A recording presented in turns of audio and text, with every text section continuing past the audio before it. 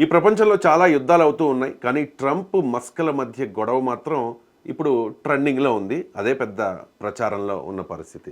So వీళ్ళిద్దరి మధ్య ఈ గొడవకు కారణం ఏంటి? చాలా మంచి మిత్రులు. అమెరికా అధ్యక్ష ఎన్నికల్లో మస్క్ చాలా సపోర్ట్ చేశాడు ట్రంప్‌కి. మరి ఎందుకు గొడవ వచ్చింది? అండ్ వీళ్ళిద్దరి మనస్తత్వాలు ఏ రకంగా ఉంటాయి అనే దాని మీద అనలిస్ట్ ఎంజీ రావు గారు మనకి డీటెయిల్డ్‌గా ఎక్స్‌ప్లెయిన్ చేస్తారు. ఎంజీ రావు గారు ఏం చెప్తారు? మనస్తత్వాలు అండ్ గొడవకు కారణం. ఏమీ లేదండి.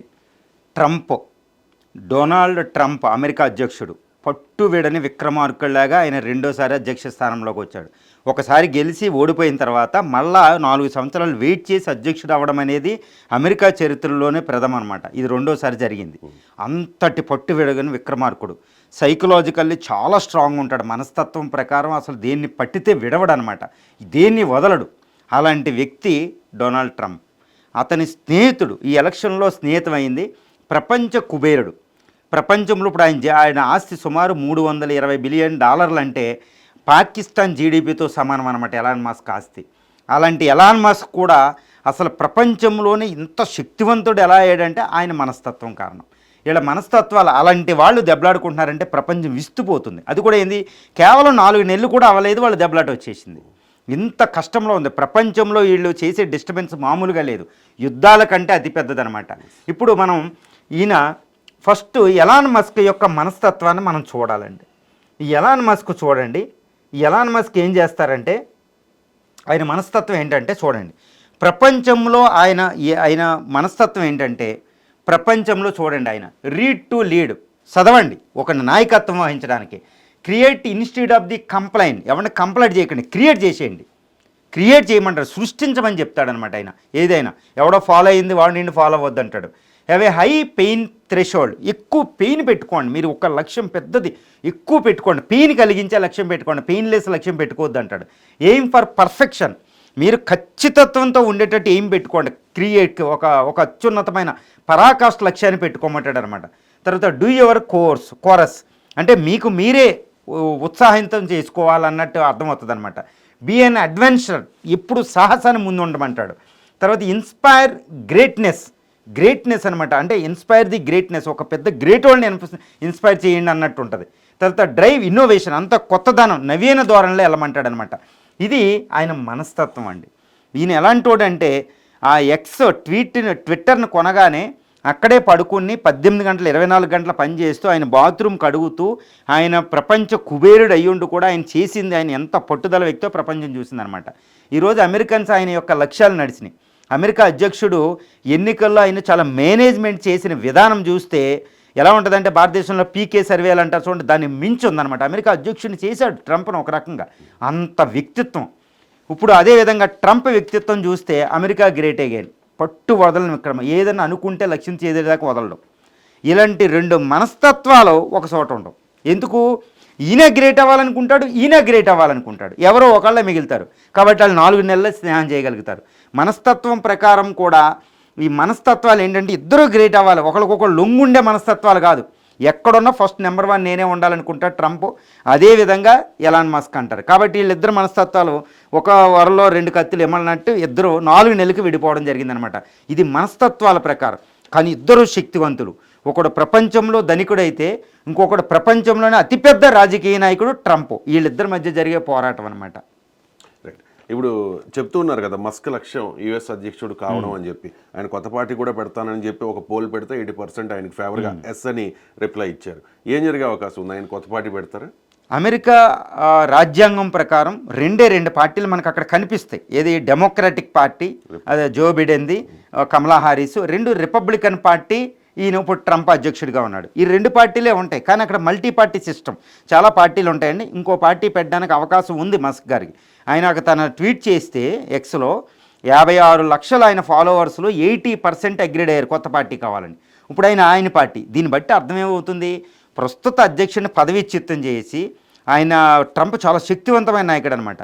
ఆయన పదవీచ్యుతుడు అయ్యాడు అనుకోండి, అందుకని సెక్స్ బాంబు పేల్చాడు. ఈ జెఫ్రీ ఫైల్స్లో ఈయన పేరు ఉంది. ఈయన ఎందుకు పనిచేయడు, అమెరికా అధ్యక్షుడిగా పనిచేయడు, మెంటల్లీ హీనమైపోయాడు ట్రంప్. ఈయన వల్ల అమెరికా దివాళా తీసేస్తుంది, ఈయన మీద అభిశంసన పెట్టండి, ఇంపీచ్మెంట్, పదవి తీసేయండి.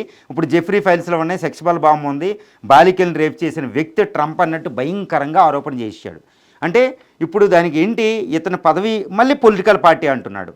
అంటే ఏంటి, వచ్చే 3 సంవత్సరాల తర్వాత సుమారు 3 సంవత్సరాల్లో 3.5 సంవత్సరాల్లో ఎన్నికలు జరగబోతున్నాయి, మళ్ళీ అక్కడ 4 సంవత్సరాలు కాబట్టి అక్కడ ఆ అధ్యక్ష ఎన్నికల్లో ఏదో విధంగా ఈయన అమెరికా అధ్యక్షుడు అవ్వాలని లక్ష్యం పెట్టేసుకున్నాడు అనమాట. అందుకే ట్రంప్ని ఇప్పటి నుంచి ఆయన క్యారెక్టర్ అసాసినేషన్ చేసేస్తున్నాడు, ఆయన అన్యాయాలని బయటికి తీసాడు అనమాట. ఇది జరిగేది. సో ఇప్పుడు ఏంటంటే, ఇప్పుడు ఎట్టి పరిస్థితుల్లో అధ్యక్ష స్థానంలోకి వెళ్ళడానికి ఈయన ప్రయత్నం చేస్తున్నాడు ఎలాన్ మస్క్. మీరు చెప్తున్నట్టుగా ఒకరు ప్రపంచ కుబేరుడు, మరొకరు ప్రపంచంలోని శక్తివంతమైన నాయకుడు. వీళ్ళిద్దరి మధ్య పోటీ, అది ఎలక్షన్స్లో అవ్వచ్చు, లేకపోతే ఇంకో రకంగా అవ్వచ్చు. ఎవరు గెలిచే అవకాశం ఉంది? అవునండి, ఇప్పుడు విశ్లేషకులు ఏమంటున్నారంటే, ప్రపంచ మీడియాలో విశ్లేషకులు అందరూ ఏంటంటే, ప్రపంచంలో శక్తివంతమైన వ్యక్తి ఈయన లక్ష్యం కూడా ఇంకోటి ఏంటంటే, ఫస్ట్ మానవ చరిత్రలో $1 ట్రిలియన్ ఆస్తి, ఇప్పుడు 320 అత్యధికం, $1 ట్రిలియన్ ఆస్తి సంపాదించాలని లక్ష్యం పెట్టుకున్నాడంట ఆయన. కాబట్టి ఇప్పుడు అంత శక్తివంతమైన ఆయన కంపెనీలు కూడా చూస్తే ఎలా ఉంటాయంటే, స్పేస్ ఎక్స్ ఈరోజు నాసా లాంటివే దాని మీద డిపెండ్ అవుతున్నాయి. నిన్న కూడా ట్రంప్ని బెదిరించాడు ఆయన, నువ్వు ఓకే అనకపోతే అక్కడ అంతరిక్ష కేంద్రానికి మేము జంబో జెట్ని పంపిస్తాను, దాన్ని ఆపేస్తున్నానని. వెంటనే ట్రంప్ దారిలోకి వచ్చేసారు. ట్రంప్ భయపడిపోతున్నారు, వణికిపోతున్నారు ఇప్పుడు ఆయనకి. ఎందుకంటే ఆయన కాదు అంటే చాలా ప్రమాదం. ఆయన దగ్గర ఆస్తులు ఉన్నాయి. ఆయన కంపెనీలు కూడా చూడండి, Tesla, space X, PayPal, the boring company, ఇలాంటి కంపెనీలు అన్నీ పెట్టాడు. ఆయన టెస్లా కంపెనీయే సుమారు $1 ట్రిలియన్ మార్కెట్ క్యాపిటలైజేషన్ ఉంటుంది. ఆయన ఒక శక్తి, మహాశక్తి అనమాట, ప్రపంచాన్ని శాసించే కార్పొరేట్ కంపెనీ అది. అలాంటి వ్యక్తి ఒక పక్కన, ట్రంప్ అంటే అమెరికా అధ్యక్షుడు, ఇంకా నేను చెప్పనవసరం లేదు. అమెరికా అధ్యక్షుడు అంటే ప్రపంచం అంతా వణికిపోతుంది. ప్రపంచానికి ఒక అతిపెద్ద నాయకుడే అమెరికా అధ్యక్షుడు, ప్రపంచానికి నాయకుడని చెప్పవచ్చు అనమాట ఒక రకంగా. ఎందుకంటే అతను కాదండి ఏం చేయలేరు. 14,000 ఫైటర్ జెట్లు ఉంటాయి, ఒక వేలాది అణుబాంబులు, ప్రపంచాన్ని 100 సార్లు భస్మీపట్టలం చేసే శక్తి ఆయన చేతిలో సూట్ కేసు ఉంటుంది అణ్వస్త్రాలతో. అంత శక్తివంతమైన నేత రాజకీయంగా. అలాంటి వాళ్ళు ఇప్పుడు ఇలాంటి వాళ్ళు ఇద్దరు తలపడితే ఎవరు గెలుస్తారంటే ఎవరు చెప్పలేరు. కానీ ప్రస్తుతానికైతే ఈ ఎలాన్ మస్క్ చాలా తెలివిగా ఆయన మీద చేసిన ఆరోపణ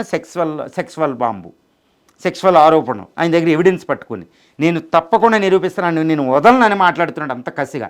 అంటే ఏంటి, ట్రంప్ వీక్నెస్ ఆయన దగ్గర ఉంది కాబట్టి ట్రంప్ లొంగాడు. నిన్న ఇలా ఆరోపణ చేయగానే ట్రంప్ వెంటనే ఫోన్ కాల్ చేసి ఆయనతో మాట్లాడడం జరిగింది, వైట్ హౌస్ నుంచి మాట్లాడడం జరిగింది. ఎందుకంటే విశ్లేషకుల అభిప్రాయం, అంతర్జాతీయ విశ్లేషకుల ప్రకారం ఇప్పుడు ట్రంప్ ఎలాన్ మస్క్ గొడవాడుకుంటే ఫైనల్గా గెలిచేదే ట్రంపే, దాంట్లో తిరుగులేదు. కానీ ట్రంప్ తన పార్టీ రిపబ్లికన్ పార్టీకి తీవ్రమైన నష్టం కలిగించగలుగుతాడు ఎలాన్ మస్క్, అంత శక్తివంతమైన. వచ్చే ఎన్నికల్లో తన ఆస్తులు చాలా ఎక్కువ ఉంటాయి ఆయన ఎంత తరిగినా. అలాంటి అటు ఇప్పుడు ట్రంప్కి సపోర్ట్ చేసినట్టు అటేపున రిపబ్లికన్ సపోర్ట్ చేస్తే ఈయన పార్టీ తర్వాత గ్యారెంటీ ఓడిపోద్ది. కాబట్టి ఇంత శక్తివంతం కాబట్టి ఇప్పుడు ఎలాన్ మస్క్కి ట్రంప్ లొంగిపోయాడు. ఎవరు గెలుస్తారంటే ట్రంప్ గెలవగలడు, కానీ ఫైట్ చేస్తే అతను నాశనం అవుతాడు. అందుకని తెలివిగా ఇప్పుడు ఎలాన్ మస్క్ ఆయన లొంగడం జరిగింది ఈ సెక్సువల్ అభిశంసన నుంచి తప్పించుకోవడానికి, పదవీచ్యుతిని తప్పించుకోవడానికి. కానీ ఎంతైనా ఎలాన్ మస్క్ లక్ష్యం అధ్యక్షుడు అవ్వడం కాబట్టి లొంగినా ప్రస్తుతానికి అలా ఉన్న వ్యాపారం ఇదిని ఎట్టి పరిస్థితుల్లో ట్రంప్ను వదలరు, ట్రంప్ను నాశనం చేసి వచ్చే అధ్యక్ష పీఠంలో ఎలక్షన్ అయినా మళ్ళీ ఈ పార్టీకి వచ్చైనా ఎట్టి పరిస్థితుల్లో అమెరికా అధ్యక్ష స్థానం మీద కన్నుబెట్టింది ఎలాన్ మస్క్. కానీ ఇప్పుడు సెక్సువల్ బాంబ్ అనేది అతి పెద్ద భయానకమైన వాతావరణం క్రియేట్ చేసింది. అక్కడ చాలా స్కామ్లు ఉంటాయి, వైట్ గేట్ అని, మోనికా లెవిన్స్కీ స్కామ్లని.